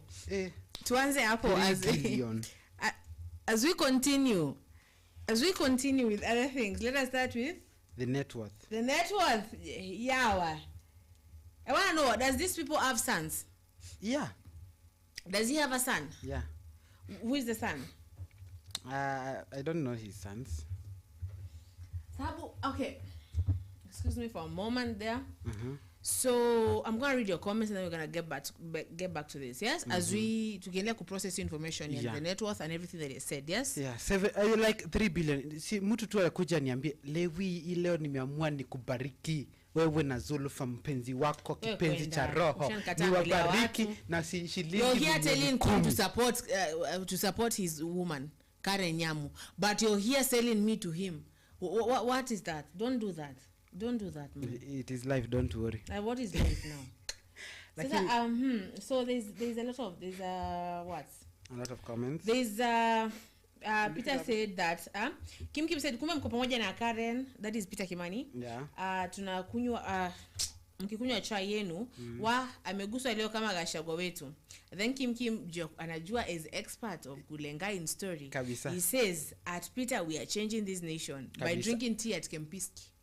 Okay? Drinking tea. Yes. You know a tea that costs like more than I think around 50k. Yeah. Yes. A cup of cinnamon tea. A cup of cinnamon tea which I usually make. Yes, and then unaekewa ketchup hapo hivyo. And that ketchup is like 100k. See your pia naweza. That's my rich kid.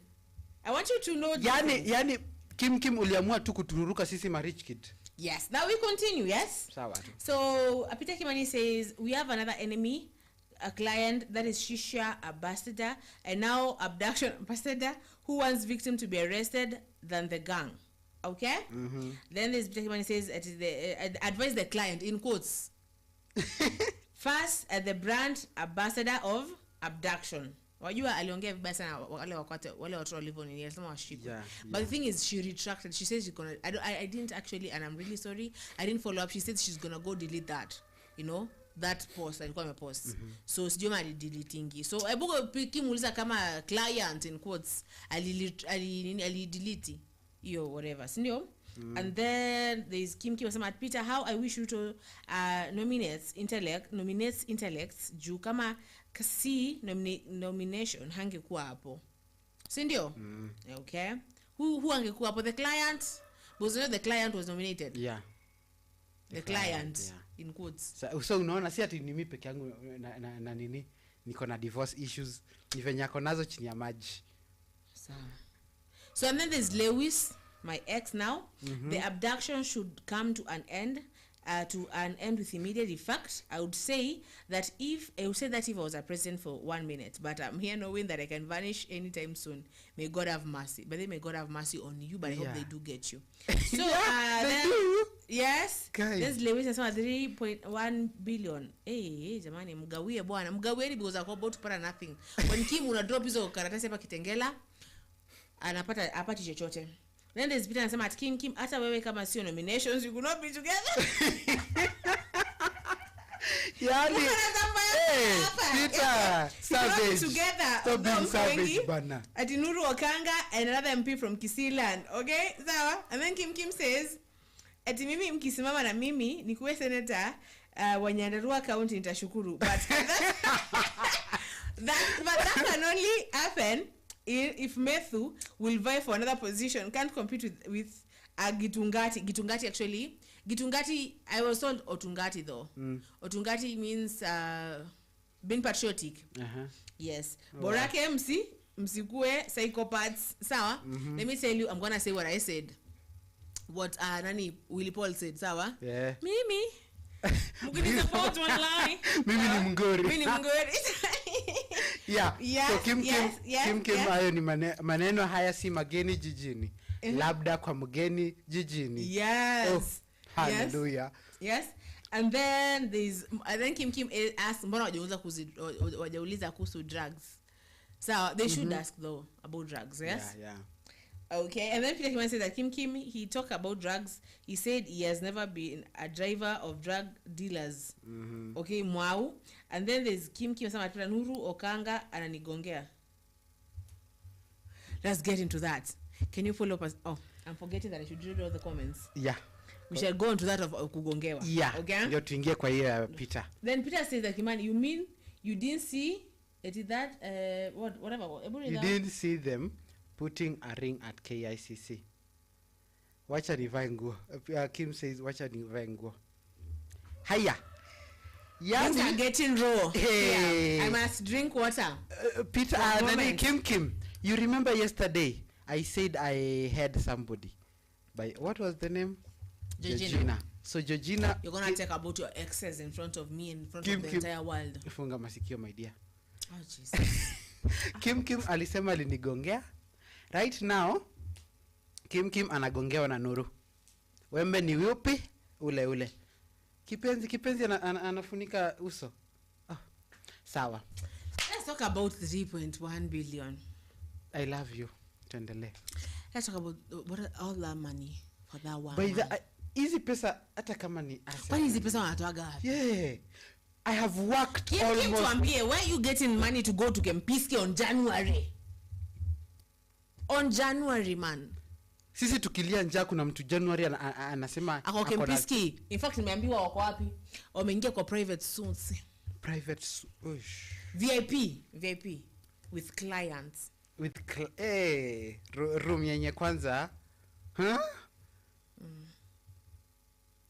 Mtu mwenye anayosha. And that person has really confirmed that it is Kim mwenye ako pale because he knows the car of Kim.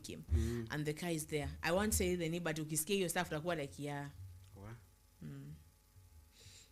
But then Kim will come here and it will be like, the enemy is who? Ruto. You no, tell me my ex to be. Because Kim was going to drop his divorce papers soon. Another the drop nikose kusign. I'm just like that. Felix has said he will marry me in March effect. In fact, ameacha kuwa na crush na Karenyamu sasa. Amesema Zulfa is you now. Zulfa we're gonna marry. We will see that. So let us see what goes down. So tell me, what do you think about this actually as we wrap up? Okay, so in the whole matter of these people, firstly,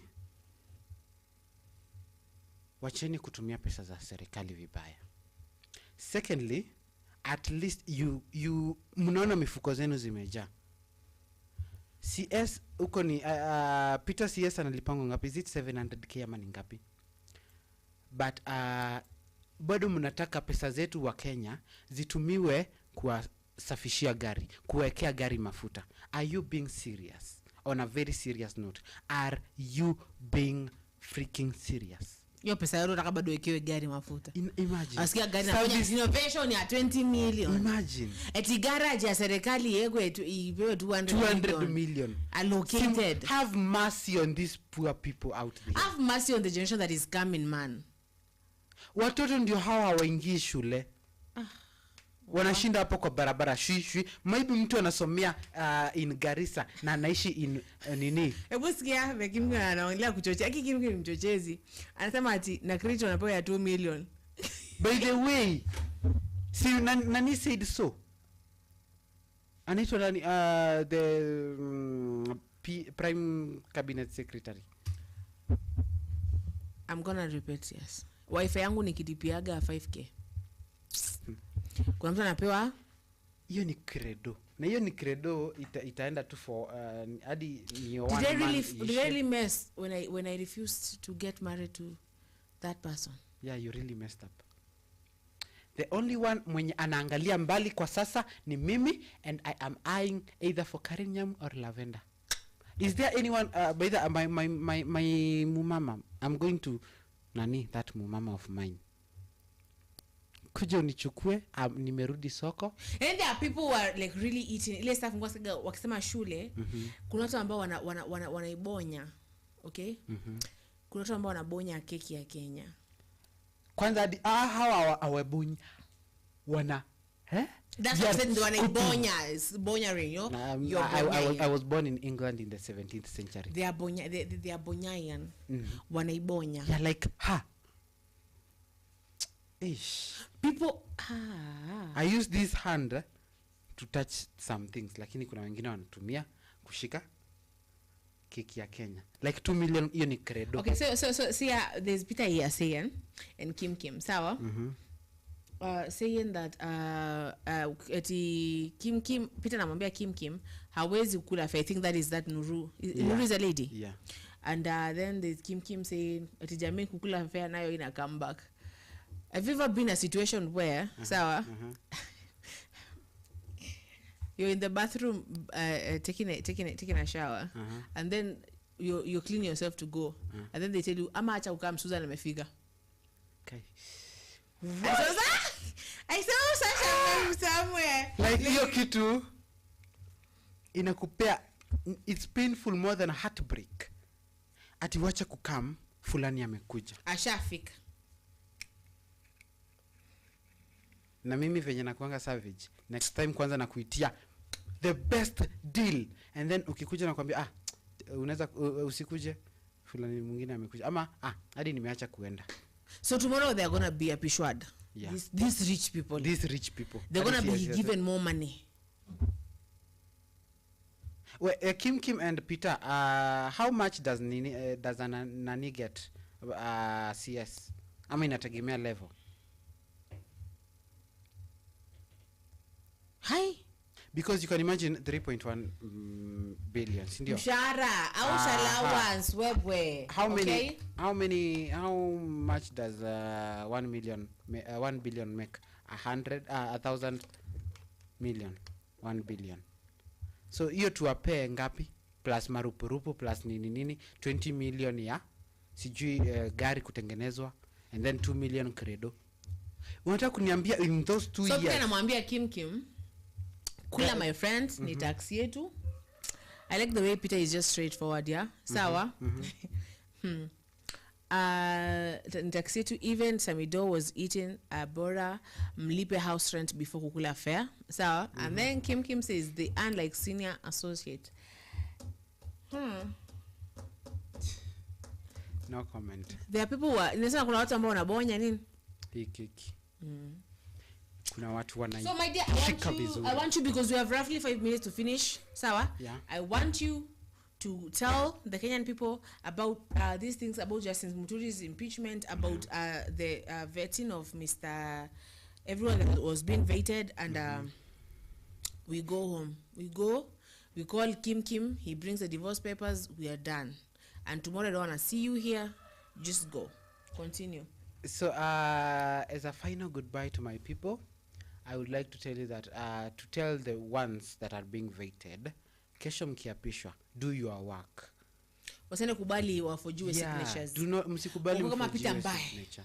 Peter ambaye amesema he won't stand for that, you know, because when things go south, yes, cabinet will be chewing him. Yeah, they'll say, why didn't you say at the beginning? Mbona kuja kutuambia decide mara sijui nani kafanya nini, sawa, mara sijui panya kanifanyia kalienda kakapiko kakarudi. Sema saa hii. You have to say sema talk right now. Mkiingia kesho and then upate ati ng'ombe saa hii imewekwa ng'ombe zidungwe shindano hiyo vaccine cha lazima. Speak out, tell us you did not. Hakuna mahali utapelekwa.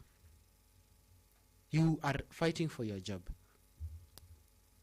And if you'll be nini mkiapishwa, I wish you the best. Before we close up the show. Yule amesema bado, amesema chai kempiski ni 6,500, parking ni 3,500, chipo ni 11,700. Pesa wanatoa wapi January? Kim tumekuuliza. Pitu sana sikuli tax, I pay the bill, sisi tunapeangwa advance leo.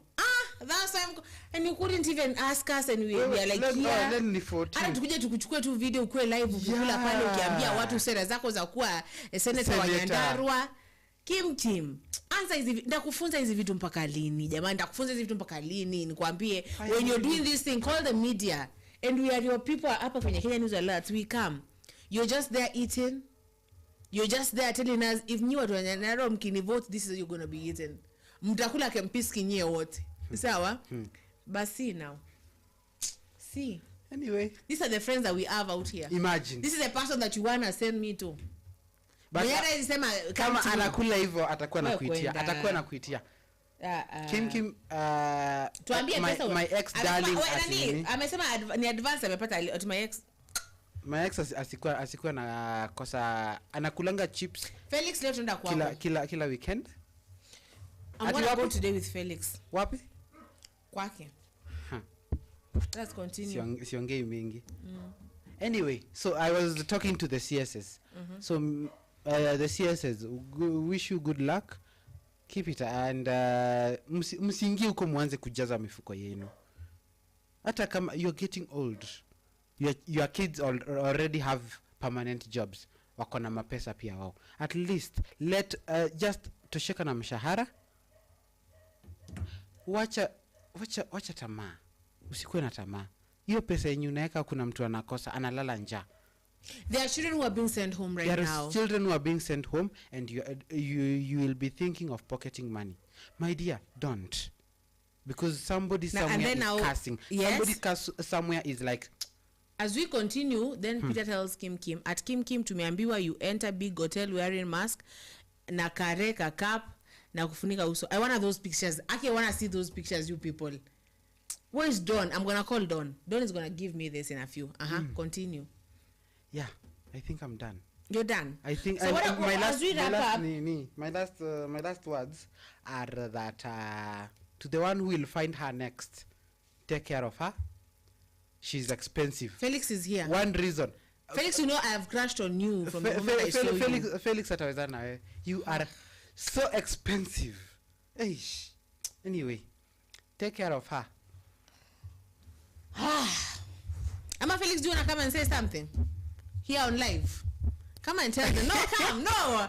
Felix, come. But actually, Felix, kuja. Watu wanauza Felix amepotelea pizi masiku. Felix, come. I want Felix. In fact, I want Felix kuja. Sema kitu. Wacha Felix akuja hapa tuambie kitu. Hawezi. I am here. Felix, people have been asking that. No. Felix, come. Here. Come say hi to the people of Kenya and tell them. Tell them something. Kuja. Anakuja hapa. Anakuja kusema kitu hapa. Felix, njoo. Maintain distance ama tumie yangu. Simple. I don't. Maintain distance ama tumie yangu. You know, you're joking. Kim, make sure those divorce papers get to me. Acha Felix akuja hapa. Mimi wana Felix. Felix come. Felix, unajua I've been here with Felix for some time. Felix amesema mimi napenda nyamu. Thank you. Hallelujah. No, he doesn't. Felix, enda uambie. Come. You can't you say people? Because you're joking with me. Felix anapenda nyamu. So you wanna smash the same lady with Felix? No, mimi nimesema Lavender. Umesema Karen. Karen niliachia nani wapigania na nyamu na Kim. Samido. Felix Kim na Samido. Now what you're gonna do is I don't do gangbangs. I'm alone. This is Kenya News Alert and I'm your host House of Zulfa. Kenya News Alert iko kwenye Instagram, kwenye TikTok, actually soon to become nitwaje a national TV. Yeah. Sawa? Yeah.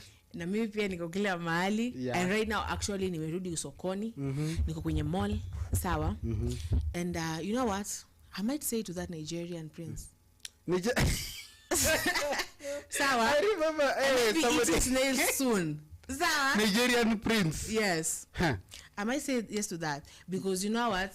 Tunaforce sana. And then Peter anamwambia yule wewe unaambia Kim kuja utusalimie. Kuja utusalimie alafu tufunge kitu. Kuja Kim anakuambia kuja utusalimie. Kim anakuuliza Felix utaki kusalimiana. Kuja usalimiane. Bora wasikizane. Kuone. Is it Karen right now? Come say hi. Karen acheki mali ambayo naambiwa iko hapa.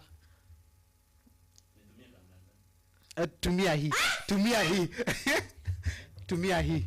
You wanna use my camera? Come use my camera. I'ma go use Lewis's camera.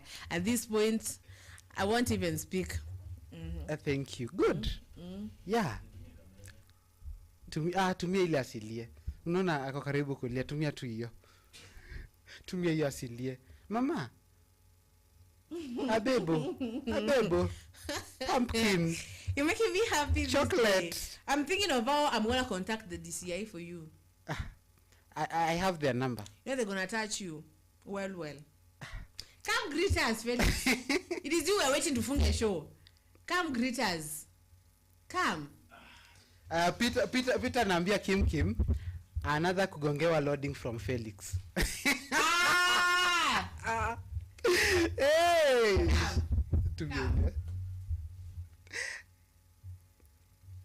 So Felix anamwambia nitakutafuta. Maninie. Nigaga hasogo jata bomu. Come. Acha Felix akuje hapa. Lakini sio kusakaribiana, songa hivi kiasi. Hi guys, Zulfa. Yes. How do you feel? I feel good actually. Let me tell you, Felix, I feel really good. Wallahi. For real. I really love you guys and I appreciate. Like Nilikuwa nimewa miss but ni kwa sababu tuko nyuma ya mitambo, si ndio? Thank you so much. Kim. Peter, I salute you. Kim amekwambia unapewa 200k ya vacation ukimgongea. Wallahi. Kabisa. Nani anasema? Kim. Ukigonga Karen Nyamu 200k uende vacation. Wallahi. Yeah. Bas. Wacha Kisi. So the moment anashika Wait, people, I'm just somewhere where I'm not being seen. Let me continue. Si mnajuanga Wakisi wanajua kulinda mwanamke. Unajua? Yes, we know that. Wajaluo wanakuanga romantic lakini Wakisi wanajua fanya nini? Kulinda. Thank you so much. In fact, I really appreciate kuanzia next week hivi tutakuwa pamoja on screen. Lakini kwa saa hii tukae huko nyuma tufanye nini? Tulinde mitambo kwanza, si ndio? Yes. Thank you so much Peter and Kim and all those wenye walifika kutujoin live, ndio. I appreciate. Big up. Yeah, so we've seen that. So yeah. Unambua Peter Kimani asema sawa, waiting for you anytime. And then there's Peter Kimani anamwambia Felix, we missed you. We missed Felix. You know, we had a really good connection when you were gone. Yeah. I don't know where you were gone to, but we had a really good time with Felix. Yeah, even people know out here. So usidhani kama utanishtua baba. Sawa, you go do. In fact, Kim mtumie namba ya Karen. Mtumie namba ya Lavenda. Sawa? Mtumie namba. Kim usijaribu kupeana namba ya Lavenda. Namba ya Lavenda ni yangu.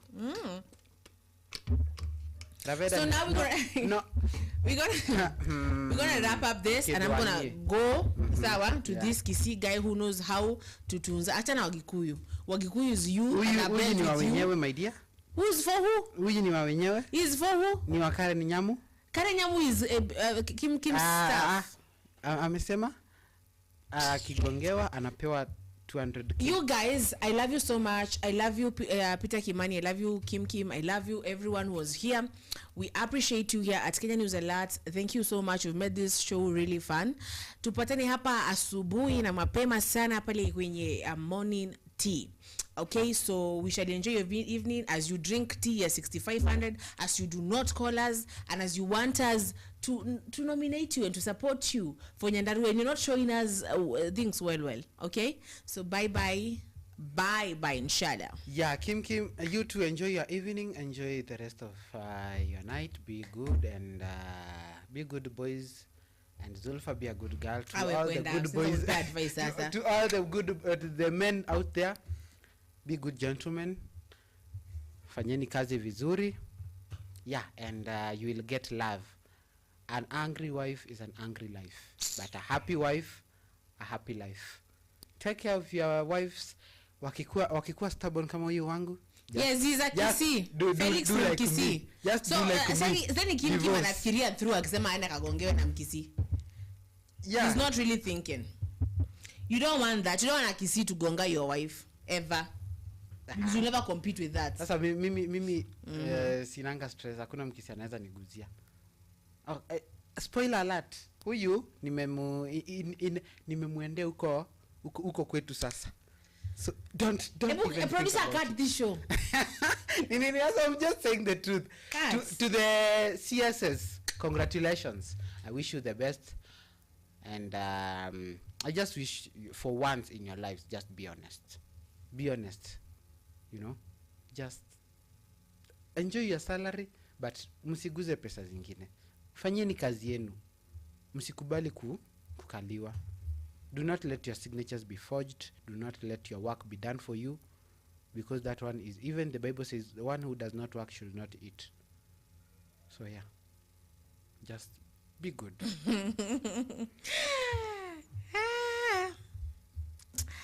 Yeah, salary to make. Yeah, in all manner of ways. Lakini the one which is earned accordingly. Yenye umefanyia kazi. Mimi hapa kukuja kubonga kubanja kutoka asubuhi. Yeah, nikipata yangu kwanza. But let's wrap up this thing. Let us wrap up and go home. We love you guys. Enjoy. Mkikosa kuniona. Natoka show. You know you guys. Mkikosa kuniona kesho. Mkikosa kuniona kesho. We are DCI, mimi nimemuitia DCI. Msishtuke. Either DCI Ama he is gonna. Or watch the documentary.